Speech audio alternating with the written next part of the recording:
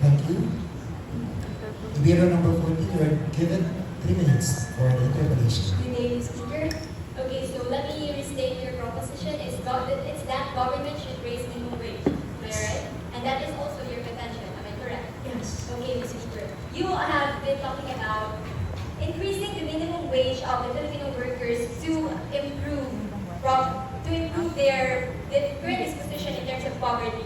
Yes, because it will give them more financial resources, which is why it will eventually collapse to a situation where they can provide for their needs. So when we talk about minimum wage, we are referring to those people who are underemployed. Am I correct? Underemployed. Are you aware of underemployment, Mr.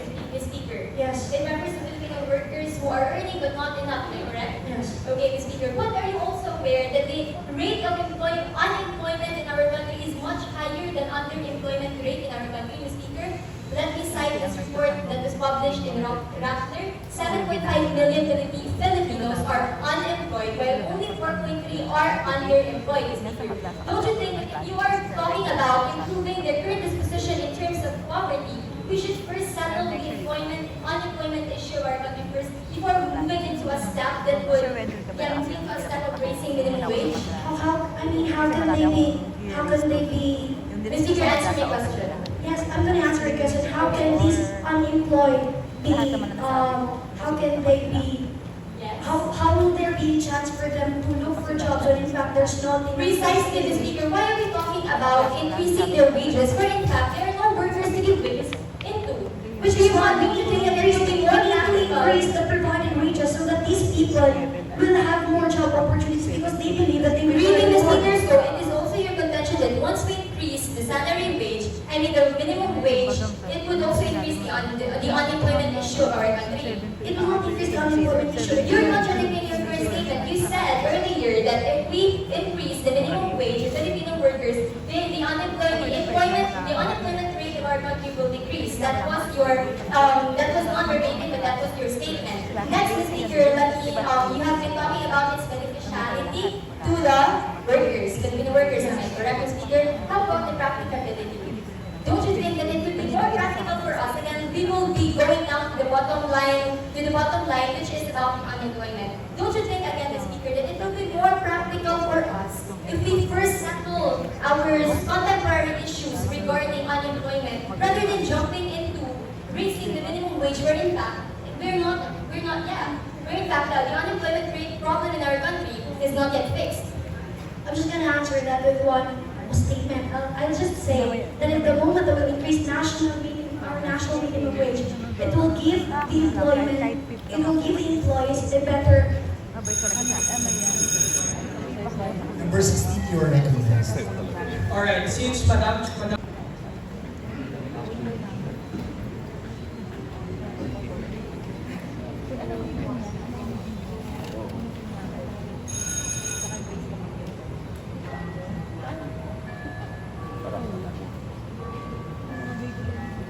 To our panel of adjudicators, to my fellow debaters, ladies and gentlemen, good day.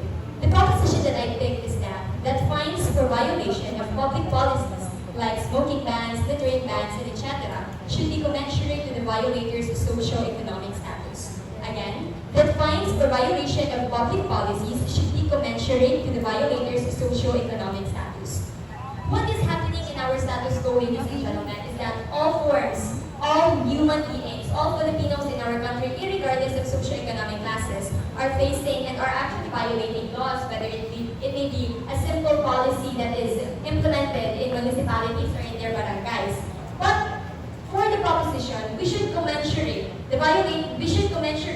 the fines that are attached or that would be given to the violators depending on their socio-economic status. Why is this, ladies and gentlemen? As I have said, Filipinos, regardless of their socio-economic status, commit and break laws. And it would be very unfair for the people who are living behind the 21.6% poverty line of our country to pay the same penalty that big corporations are paying to the government in terms of breaking the law. Ladies and gentlemen, our country has been not collaborate, but our country has been into this aim of national sustainability in which all of us are united in attaining this progress. However, for this if those people, if those Filipinos living below poverty incidence are not given the opportunity to actually pay fines that commensurates to their socioeconomic status. That we are not saying that once it's okay for them to break laws since they will be paying smaller fines than those big corporations. What we are doing here is that we should take baby steps before we get into bigger problems that is associated with finding all the people with the same rate of fine just because of committing a mistake against our policy. Ladies and gentlemen, even the wages in our country are not equal. What makes us think that it would be justifiable, especially for the Filipinos, again, that are not high ranking in terms of socioeconomic status, to pay the same wage, to pay the same fines as those big corporations?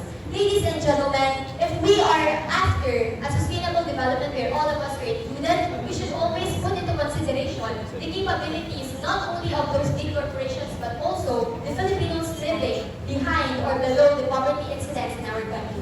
With that, I am ready for my interpretation. Now, we will be having the interpretation of debate number 15. Well, good afternoon, Mr. Speaker. Good afternoon to our Good board. afternoon. Regarding your proposition is that we should be fining the poor less than the rich, to simplify that, correct? Again, Mr. Speaker? We should be fining the poor less than the rich for the same offenses because it is commensurate to their socio-economic status. That is the proposition. Yes, Mr. Speaker, that is. Now, when we talk about laws, when we talk about jurisprudence, is it fair to say that we try to look for equality? Yes. Yes, we try to look for equality. Now, equality... But Mr. Speaker, that is a qualified yes, Mr. Speaker. Equality should be available to everybody, but we must always consider that in every implementation, in every aim that we have, there must always be demarcations in order for it effective in the long run. Okay, so you said equality is available for everyone. Then, is there not an inequality in the levying of these fines if the fines are not equal to the people? Are you saying that penalties or wrongdoings done by the poor are more excusable than those done by the rich? Mr. Speaker, this is where we draw the line between equity and equality. When we talk about equity, we give them the same amount, the same thing, right? When we talk about equality, we supplement what is lacking for it to be on par with what is superior, Mr. Speaker. Am I correct? No, you're not correct, Mr. Why did I have it We're in talking about equity. No, When we give equity, we are trying to equal the playing field. When we talk about equality, equality is having, giving everyone the same thing. That is equality. Yes, Mr. Speaker. In that case, we need equality and equity. Thank you for your contention. After all, we are debating for us to weigh the benefits and the pros and cons of these arguments. But you're contradicting me. So, Of course I am. you're contradicting me and you're contradicting yourself in what you've I said. am not You said- contradicting myself by you said- adding another argument you said that that- will enrich our I argument am number the calculator and I am the fraud. You said earlier that law is about equality and inequality. It is not about equity and inequity. That is Because why I because there are two distinct concepts. You said that the rule of law is applied for everyone equally. So here is the question. Okay. You are contradicting yourself by saying that the law is about equity and inequality. That is The what question is, Speaker. I am not contradicting my argument by adding another statement that would help supplement my argument. No. After all, Mr. Speaker, it was clearly clarified before the start of this argument that we should be... Talaga sa Number 17, you are recognized. Yes or no? The gravity of punishment should be equivalent to the crime that is done. Again, Speaker? Yes or no, Ms. Speaker? The gravity of the punishment should be equivalent to the crime that is done. No. Why? No, Ms. Speaker, if you were listening to from our arguments, I made it clear that if we are, I touched the issue about inequalities in terms of wages that are given. If we do not give something equally, why should we demand something inequally? So for example, Why should we demand something equally? So for example, a rich person is to launder millions of money, and a poor person is to launder the same amount of money. They should have different. Mr. Speaker, that I would love to accept that situational scenario, but that is just far from unrealistic, Mr. Okay, Speaker. then How can a poor man actually launder the same amount from like a rich man? Let us go to a more minor offense. Smoking. Okay, Mr. Speaker. If a rich person smokes in a bad area, and a poor person smokes in the bad area, should their fines be different? Of course it should be different. That is the proposition that we are talking about. Why should it be different? Let me reiterate. Okay, what's your Their question? crimes is the same, yes or no?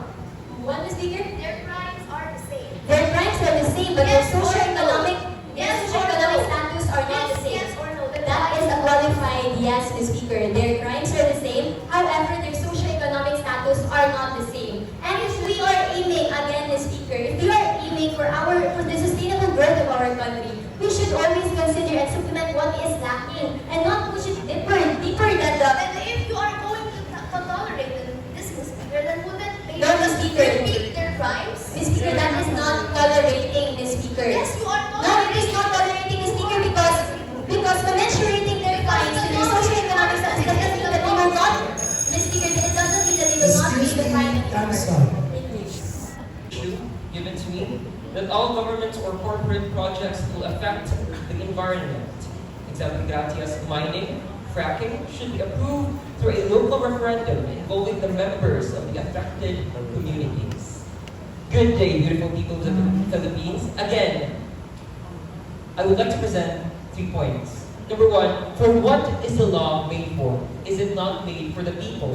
Therefore, in this line of argument, we can concede that it is the will of the people that ultimately has the final say on whether we should pursue corporate projects that will affect the environment, such as mining or fracking, because it is people who will be living in these environments. Therefore, they should be given the chance and the power to decide for themselves in what environments they would like to live in and to what extent they would like to pursue corporate projects. Point number 2. Now, the other side would argue that this would open the possibility of abusing the environment, therefore harming people. However, I would like to present the following argument that people are considered, human beings are considered, the most intelligent animals. It is not our nature to go steadfast towards our death, as elegantly put by Albert Camus in the myth of Sisyphus. Humanity or humans shy away from deterioration or death. Therefore, people will be blessed with the intelligence, the inherent intelligence to know what are the limits in pursuing corporate projects and to what extent should we continue these corporate projects and where we set the line in order to protect ourselves, our economy, and our environment. We do not necessarily have to have two opposing sides, whether to protect the environment or whether to pursue corporate projects for progress, because we can always have a middle ground. We can always have a compromise that satisfies both parties. Okay? Third argument is that people constitute a democracy. It is our voices that have to be heard because it is our government that is the manifestation only of our wills and desires. We are ruling the people, although not an absolute democracy because we are not in Athens. We are ruling the people. Therefore, we also have the chance, and we should have the chance, to have a memorandum involving the members of any affected community to decide for themselves what they want in their communities, how they want to live their lives, and to what extent they want progress. Because it is true that in any democracy, power resides in the people, and we should exercise this power to its full extent. Thank you very much. Have a good day. Good day, Mr. Speaker. I was kind of confused by your proposition. Can you read it again briefly, Okay. like the key points? that all government or corporate projects that will affect the environment, in example, mining, fracking, should be approved through a local referendum involving the members of the affected community. Okay, Mr. Speaker. One of the examples it was given was mining. Okay, so it is your contention from the arguments that you have stated that we should not go into mining, or it depends into the people living in that area if they are to pursue mining. Am I correct? Yes, but that does not Okay, demolish Mr. our laws. Speaker. Okay, Mr. Speaker. Because it is also your contention that giving them the autonomy to decide to keep mining will be their exercise of power and democracy. Am I correct, Mr. Speaker? Yes, But possibly. Mr. Speaker, you also said that democracy is not absolute. Am I correct, Mr. Yes. Speaker? No, Mr. Speaker. Again, as I stated earlier, democracy is absolute. However, our exercise to it is not. Am I correct, Mr. Speaker? Yes, but the Okay, Mr. Speaker. Then proceeding to my next question, Mr. Speaker. How can we actually give it to the hands of the people living in it if they are the one benefiting from it and they are not the one experiencing the first-hand effects of the environmental degradation because brought about by mining? How can we give them? Of course, they would like to keep mining because they're earning from it. How about those people? The proposition states that we should issue a local referendum involving the members of the affected Yes. community. So directly the people who are affected by mining have a say into Yes, what Mr. they would Speaker. want. I get that point, Mr. Speaker. However, Mr. Speaker, you also stated in your argument earlier that we are humans and we have this intellect that will not drive us into harm. Am I correct, Mr. Yes. Speaker? However, Mr. Speaker, do you agree with me that the bigger the intellect, the bigger the responsibility? Yes. Okay, Mr. Speaker. And to that intellect, Mr. Speaker, don't you think that we are always aiming into progress by having and keeping the small-scale miners because it contributes 1.54% of our GDP? Now, Mr. Speaker, is the economic contribution a measly 1.4% worthy to keep and to put our environment and our mother nature at risk? Yes, if any contribution Really, is Mr. better Speaker? than nothing, yes. Really, Mr. 1% Speaker? Where is it? 1% is better than having nothing or a negative Okay, Mr. Speaker. However, the argument- Mr. Speaker, let me try to change your mind. Can I please, Mr. Speaker, I already got your Can I point. You listen to already my answered my to my question. answer, Let me please? proceed to my next Okay. question. Okay, Mr. Speaker. You said that 1.4% is better than having nothing at all. Then, Mr. Speaker, where do we envision sustainability in there if we have already exhausted all our resources just because we are overwhelmed by at least We will not be 1.4%? exhausting our resources and we have to start from something no matter how Thank you, much. sir. Thank you very much. Thank you so much. Debater number 4. Busy ang Now girls, we bawal call yan. on here debater number 11. That the rise of business process outsourcing or BPO companies has done more harm than good.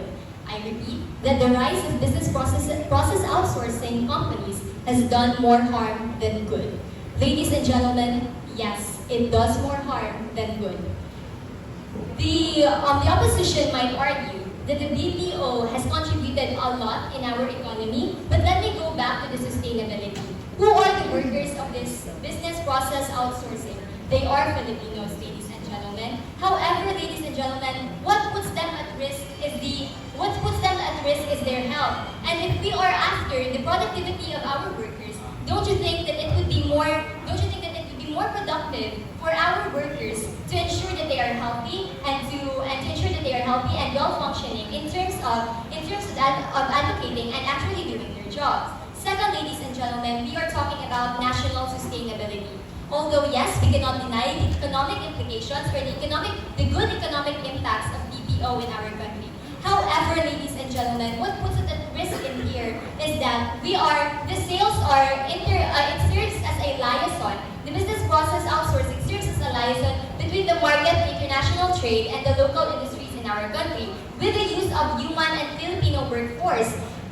It is in my contention that we must actually, it is the small things that comprises the big thing.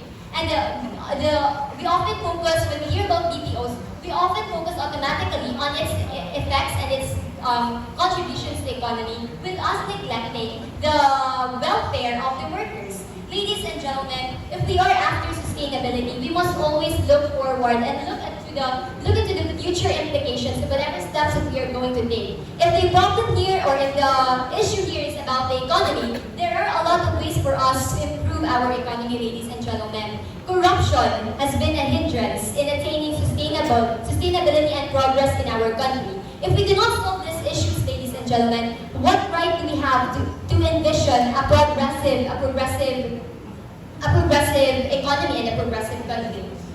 In our aim for sustainability, whether it be in workforce and etc., we must always put into consideration the people who are in line, the people who are doing the job, and their welfare. With the facts that I have given, I am proud to have defended my argument and I am ready for your interpretation. Good afternoon, Ms. Speaker. Good afternoon, Mr. Speaker. So first, I would like to ask you, do you know the three main bases of parliamentary debating? Okay, enlighten me, Mr. Speaker. So the three main bases of parliamentary debating are the practicability, necessity, as well as the beneficiality. And are you a firm believer, Ms. Speaker, that economic-wise, we should really pertain to practicability?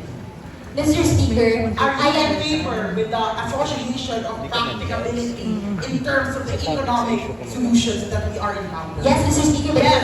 yes, that is a qualified yes. But it is also stated in your argument that we have the necessity. Do we really need DPOs for our economies to progress? This is my, with all due respect, Yes, that's what I was just explaining. this is my interpretation here. What I'm putting into consideration here is the economic aspect of the clause, which is Yes. really interlinked with the practicability statement of the clause. And are you aware, Ms. Speaker, that the 1987 Philippine Constitution, Article 12, National Economy and Patrimony, Section 1 emphasizes that the goals of the national economy are more equitable distribution of opportunities, income, and wealth, putting into consideration economic activity. I get it, Mr. Speaker. Considering Okay, that, Mr. Speaker, what is your question? It's not meant for you to Considering explain your that, Ms. argument. Speaker, I am asking you once again, do you think that it is a necessity that we should link economic-wise the sense of practicability? Yes, Mr. Speaker. Yes, Of you course, are Mr. just Speaker. putting your Mr. thing. Speaker, I am not yet done, Mr. Speaker. That is a qualified yes, ladies and gentlemen. We are finally the side of sustainability for the progress of our Yes. country. And short-term practicability that will alleviate in a very short while, that would be very impractical and a myopic view for this argument, Mr. Speaker. Okay, Ms. Also, Speaker. Mr. Speaker, However, Ms. Speaker, what makes your argument very far-flung is your association with welfare, interlinked or intertwined with economic, where in the first place you are assessing that it is practical to first at-hand the economic value of this Mr. Ms. Speaker. Because you are residing towards the fact that, again, practicability is associated with the economic stability of our country. Therefore, you must not contain the fact that welfare is not intertwined with No, Mr. Speaker. The effect of BPO spreads beyond the welfare of the workforce, ladies and gentlemen. I'm not yet done, Mr. Speaker. It was cited in a report that was given, that was published. With all due respect, Ms. Speaker, I this am is not my yet time. done. This is Yes, my time to you've intervene already in given your topic question, that- and I'm the What one I am answering. putting into consideration, Ms. Speaker, is that you are somehow imposing to us that there is a sense of welfare. However, you cannot attain welfare without economic stability. No, I beg you to speak. Okay, I beg you. Okay. Mr. You Speaker, are I have to answer that, Mr. Speaker. answering Ladies it and with gentlemen. what basis is completely useless. Answer, may